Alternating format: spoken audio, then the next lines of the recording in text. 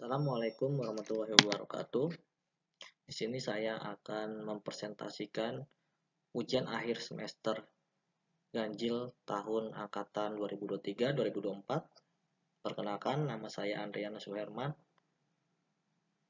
dengan NPM 20010101013 dengan mata kuliah testing dan implementasi sistem dengan dosen pengampu Bapak Noviandri Eskom MMSI.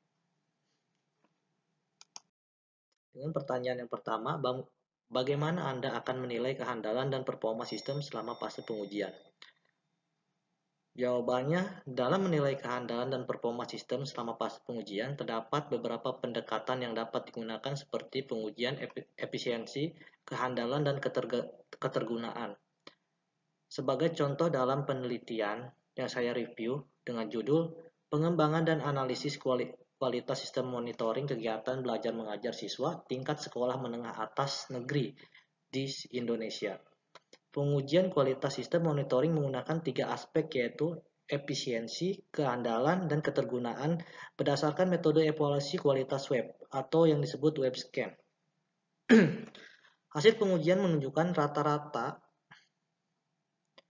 load time 2,78 detik dan rata-rata PEG-nya 190,52 kB pada kecepatan internet 20,98 Mbps serta persentase sesi, halaman, dan kunjungan dengan nilai 99% dengan 25 data pada pengujian efisiensi. Selain itu, aspek keandalan juga diuji dan hasilnya menunjukkan bahwa sistem mampu mempertahankan tingkat kinerja tertentu ketika digunakan dalam kondisi tertentu.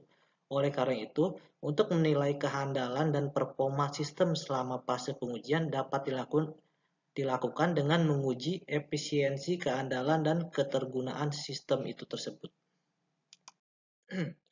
Dan pertanyaan yang kedua, gambarkan 2 skenario uji coba yang mungkin dihadapi dalam implementasi sistem manajemen inventaris. Nah, yang pertama, pengujian fungsionalitas sistem. Pengujian ini dilakukan untuk memastikan bahwa sistem dapat berfungsi sesuai dengan spesifikasi dan kebutuhan yang telah ditentukan. Contohnya pada penelitian yang saya review dengan judul Rancang Bangun Sistem Informasi Berbasis Web untuk Manajemen Inventaris di Lokasi Wisata. Pengujian fungsionalitas sistem dilakukan pada tahap pengkodean dan uji coba modul serta integrasi dan pengujian sistem. Pengujian ini dapat dilakukan dengan menggunakan metode black box testing atau web box testing. Yang kedua, pengujian langsung dengan calon pengguna sistem.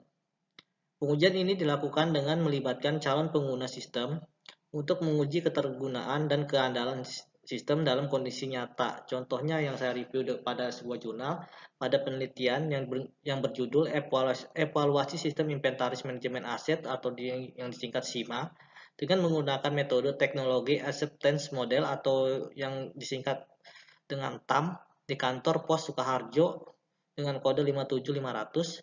Pengujian dilakukan dengan menggunakan metode teknologi acceptance model atau TAM dan melibatkan 20 pegawai sebagai sampel penelitian.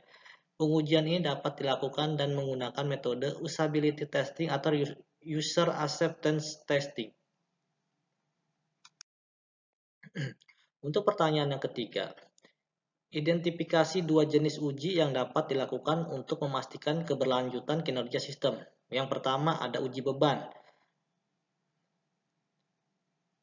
menentukan kelemahan sistem, mengetahui kapasitas pengguna. Yang ketiga, memastikan responsivitas sistem. Nah, yang kedua, ada uji ketahanan. Uji ketahanan yang pertama menemukan masalah stabilitas dan keandalan. Yang kedua, memastikan sistem bekerja terus-menerus. Yang ketiga, memperkirakan kemungkinan matinya sebuah sistem. Kedua jenis ini penting untuk memastikan sistem gesit dan tangguh dalam jangka panjang. Pertanyaan keempat, apa perbedaan antara maintenance preventif dan korektif dalam konteks sistem manajemen inventaris tersebut?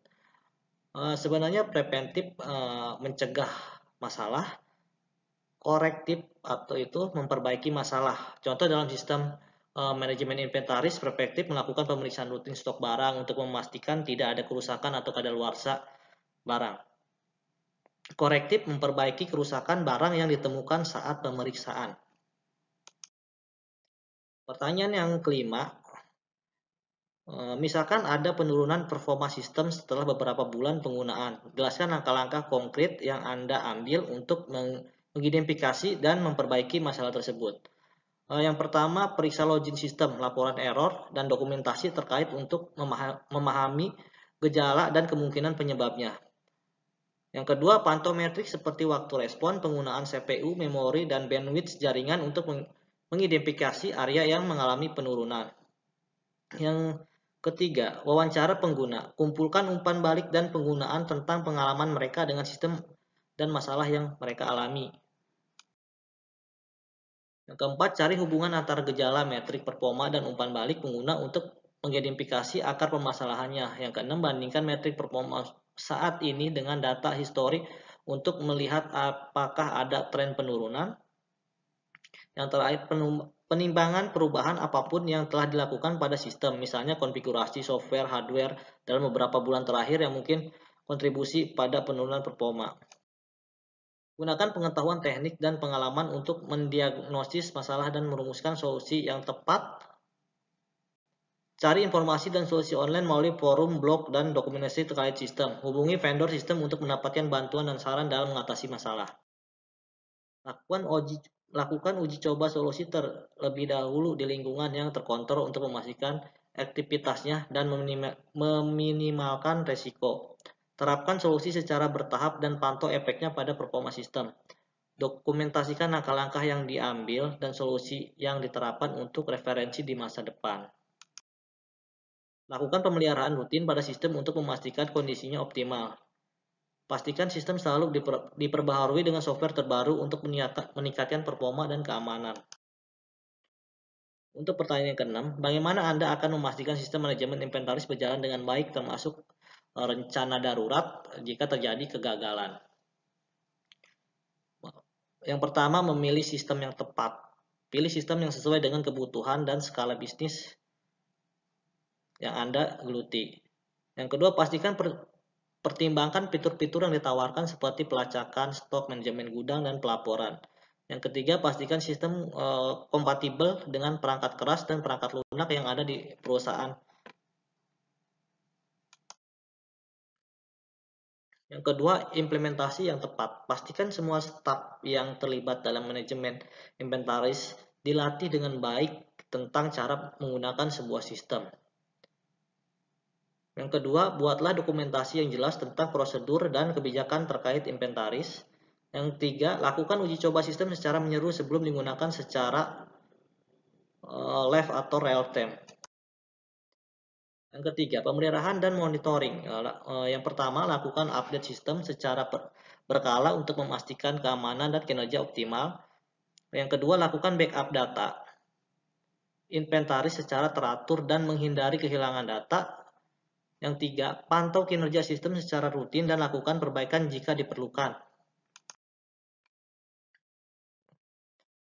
Rencana darurat untuk mengatasi kegagalan sistem manajemen inventaris. Yang pertama, kegagalan perangkat keras. Gunakan server cadangan untuk memulihkan sebuah sistem.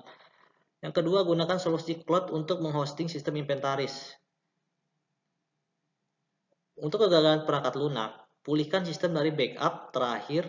Yang kedua, install ulang perangkat lunak sistem inventaris.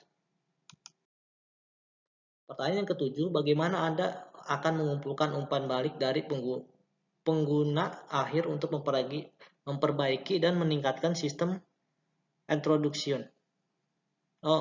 Itu meningkatkan. Bagaimana Anda akan mengumpulkan umpan balik dari penggunaan akhir untuk memperbaiki dan meningkatkan sistem?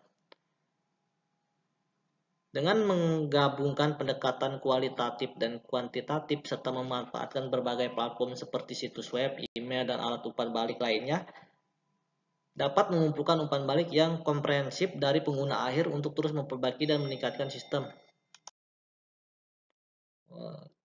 Cukup sekian pemaparan dari saya.